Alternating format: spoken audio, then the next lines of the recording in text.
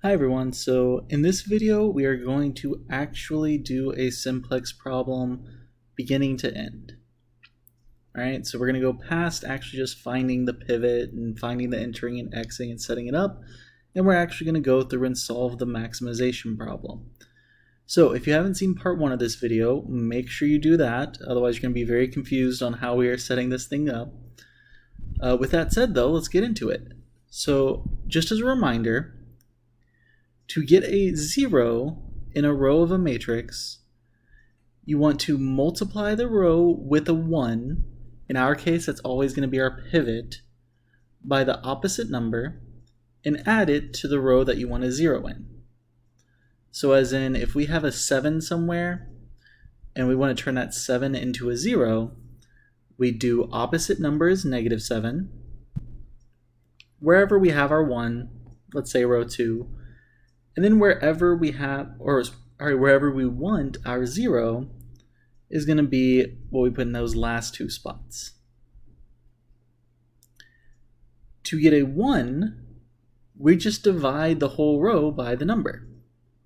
So say if we want to turn a 3 into a 1, we would divide that row by 3.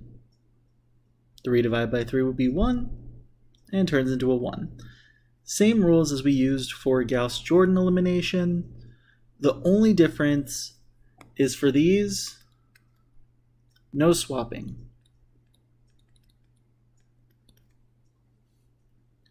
Alright, so we can only use these two things, so if you ever need a 1, can't use swapping this time. Alright, so let's go ahead and start this. So we have our maximization problem here. We're going to start off by trying to set up that tableau for it. Right? So I'm going to go ahead and change this entire problem into an E system, as well as take the profit function, and we are going to go ahead and move everything over to the left with P. That way it's set equal to 0. So we're going to have x1 plus x2 plus s1 equals 7. 2x1 plus 6x2 plus s2 equals 30. s1, s2, or I should have started with x's. I don't know why I started with s that time. x1, x2, then s1, s2 are all greater than or equal to 0. Alright, we are going to now do the same thing for our profit function, just set it equal to 0 so that we can get it ready to put into our tableau. So negative 15x1 minus 5x2 plus p equals 0. So let's go ahead and set up our tableau. On the top, we're going to have all the variables, so x1, x2, S1, S2, P, and the number. On the left-hand side, we already know we're going to have our slack variables and P, so I'm going to go ahead and put those there just so we already have them. Then I'm going to start filling in the tableau. So for the first row, it's going to be 1, 1, 1, 0, 0, 7. Second row, 2, 6, 0, 1, 0, 30.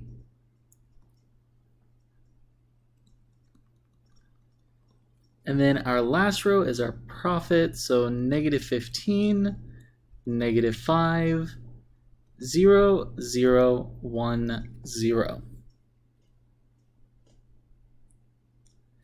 Next steps are going to be the same as before. So we are still going to be looking for our pivot, and we are going to be looking for our entering and exiting variables. So for pivot, column first, it's the column with the negative number that if you take away the negative, it's the biggest one. So in this case, we have negative 15, negative 5. 15 is bigger, so we pick the first column. for the row, we take the numbers on the right and divide them by the numbers in the column that we just picked. So 7 over 1 is 7. 30 over 2 is 15. Then we pick the smallest of those. So 7 is less than 15, that's the smallest. So row 1. We're going to say that x1 enters, and then s1 is going to exit.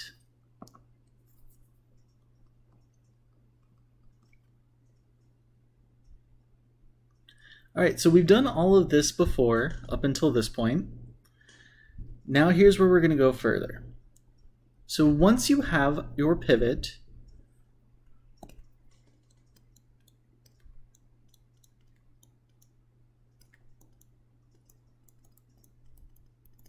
we're going to do two things. First, make the pivot a 1. Now, in this case, our pivot, we got lucky. It's already a 1, so we actually get to skip that step. Step 2 is get zeros above and below the pivot. In our case, we don't have any numbers above the pivot, so we don't have to worry about that. But those other two numbers, the 2 and the negative 15, we need to turn those both into zeros. For that, here's where we use those row operations. All right, so the two operations we're going to need to do. To get the 2 into a 0, the opposite of 2 is negative 2. The row with the 1, which is always going to be the row our pivot is in, is row 1, plus row 2 is where we want that 0, and then I'll replace row 2. And I'm just going to go ahead and write the other operation that we're going to need for the negative 15 as well. So opposite of negative 15 is positive 15. Again, times the row with our pivot, so that's row 1. Plus, we want the 0 in row 3, and that'll replace row 3. All right, now we're going to go ahead and do both of those row operations. So off to the side, just with some scratch work, I'm going to do negative 2 row 1 plus row 2.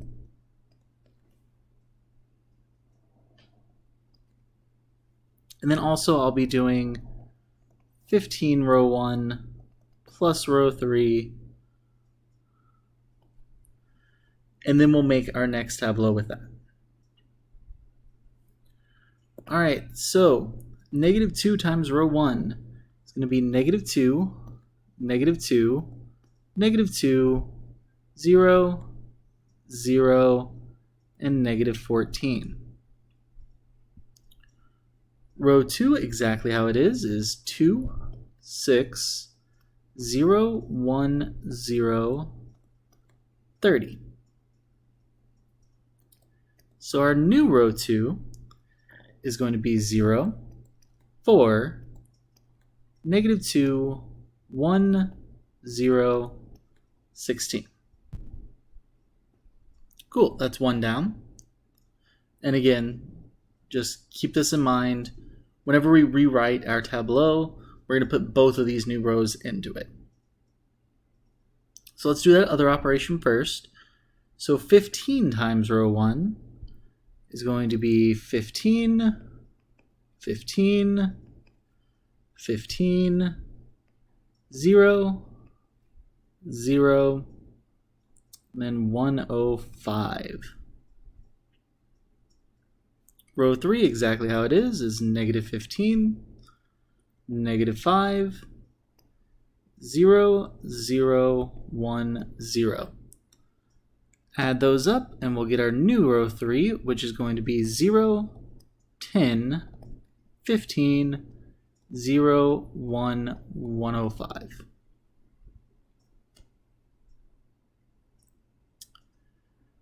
All right.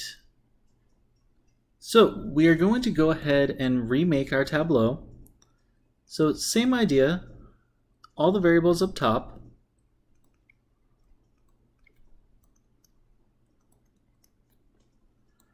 Only this time we're not going to put the variable to the left yet. We'll talk about that in a second.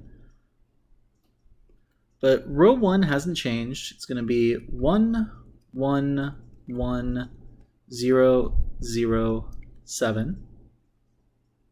Row 2 did change. Our new row 2 is 0, 4, negative 2, 1, 0, 16.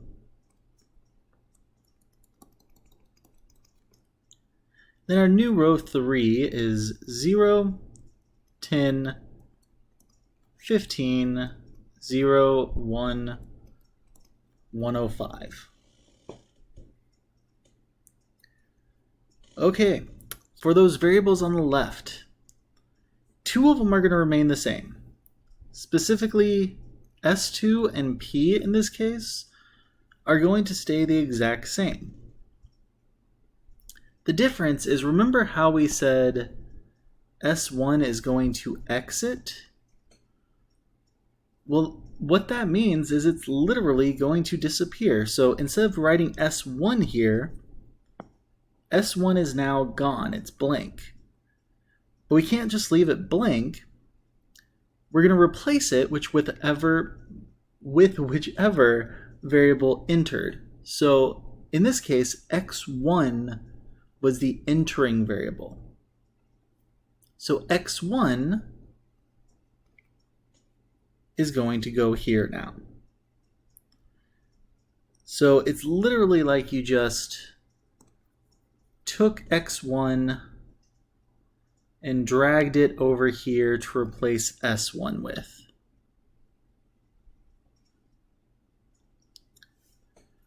All right, so that's one iteration of Simplex done. All right. Now here's the thing. There is a chance that you're not completely done here. There's a chance that you might actually have to do this process again of find the pivot, get the 1s and 0s, and then check again. In this case, though, we actually are done. And the way you can tell is by looking at the bottom row. If the bottom row has no negatives, you are done. So in this case, we got lucky. There's no negatives in that bottom row, so we get to stop here. Now, this doesn't look all that much like an answer currently. So remember, anytime we've done maximization in the past, our answer usually takes the form of something like a max of a number at some point, which in this case our point would be x1, x2. So we need to find those still. All right, that's where those basic variables come in. So remember, anything that's on the left, you can find its value just by following it along to the right. So I'm going to put all of these here just so we can find them all. So x1 is on the left. Its value is 7. S2 is on the left. Its value is 16. P is also on the left. Its value is 105. What about those last two? So remember, anything that's not on the left has a value of 0. So we just fill in zeros for those. All right, the good news is we have all the information to fill in how we normally put it now. What is our maximum? We have a max of 105, because that's what P is. What point is it at? Well, we have our x1 and x2 right there. 7, 0. And we've answered the problem. The good news about this simplex method is you don't have to find every single corner point and plug them all in.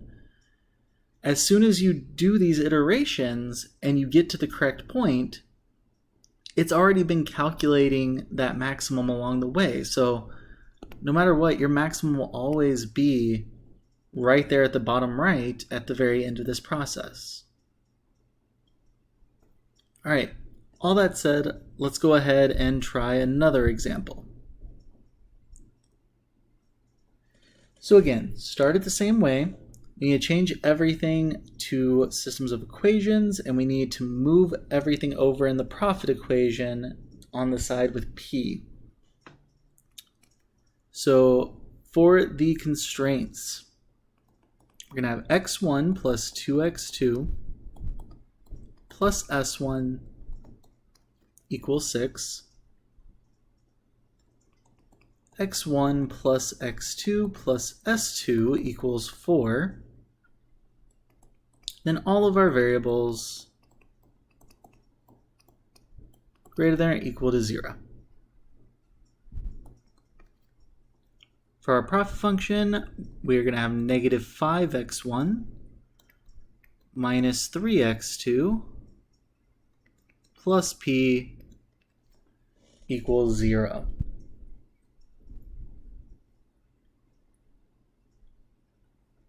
All right, so now we are ready to go ahead and put it into a tableau.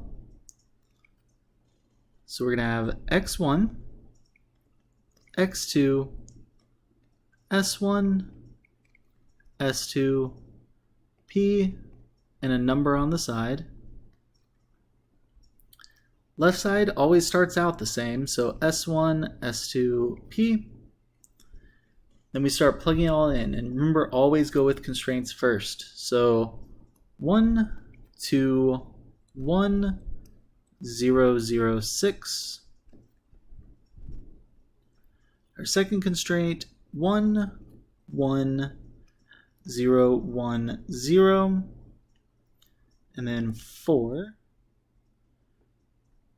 And then our profit function, which is negative 5, negative 3, 0, 0, 1, 0. All right, starting with the pivot. So remember, the column that has the biggest negative number, it's going to be negative 5 in this case. Then we divide, so we have 6 divided by 1 is 6, 4 divided by 1 is 4, 4 is smaller.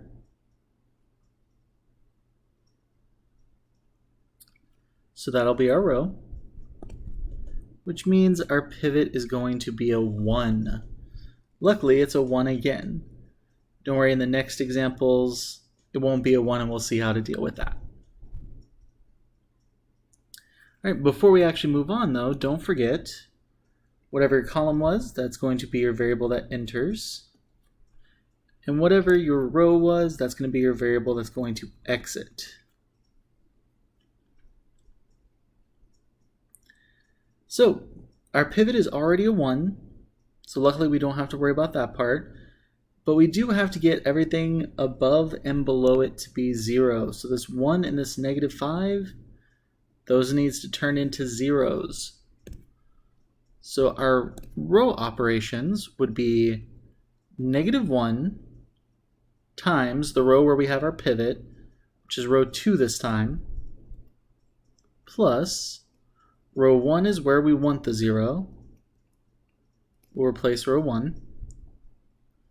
For the negative 5, it's going to be positive 5 times row 2, plus row 3 is where we want our pivot. We'll replace row 3. Alright, again, I'm just going to go off to the right to do these row operations.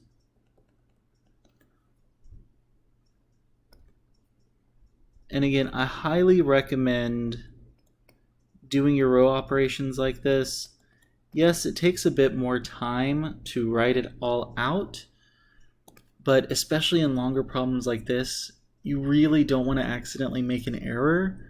So at least having all of your work, written out like this, you're more likely to, first off, not make an error in the first place, but 2, you're much more likely to be able to go back and spot it easily. Alright, so negative 1 times row 2.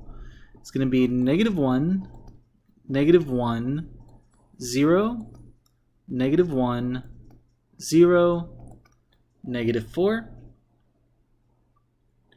Row 1 exactly how it is 1, 2, 1, 0, 0, 6. And so our new row 1 is going to be 0, 1, 1, negative 1, 0, 2.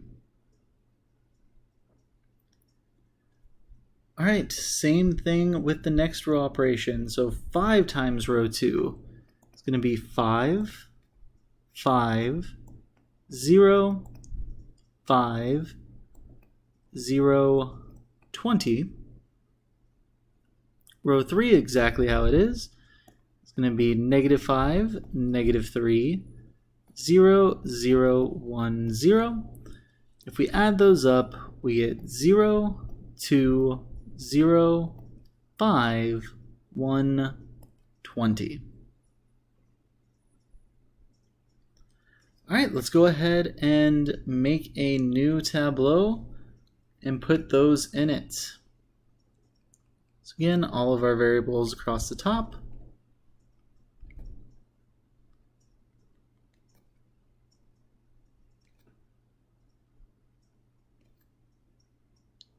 So row 1, we do have a new one. It is 0, 1, 1, negative 1, 0, 2.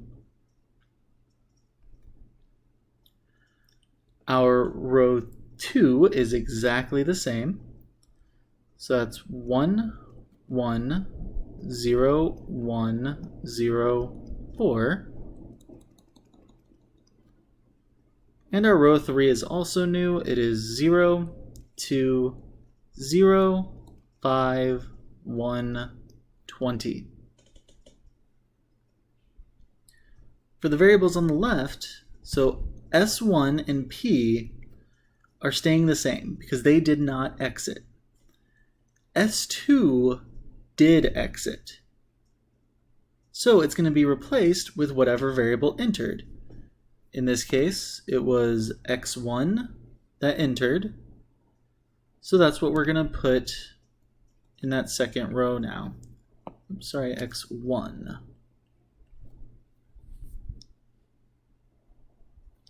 All right, again, at this point, we look and we are going to see, do we have any negatives on the bottom row? Luckily, in this case, again, we do not have any negatives in that bottom row. So we are done. We just have to write our answer. So remember, if we write out all our variables here,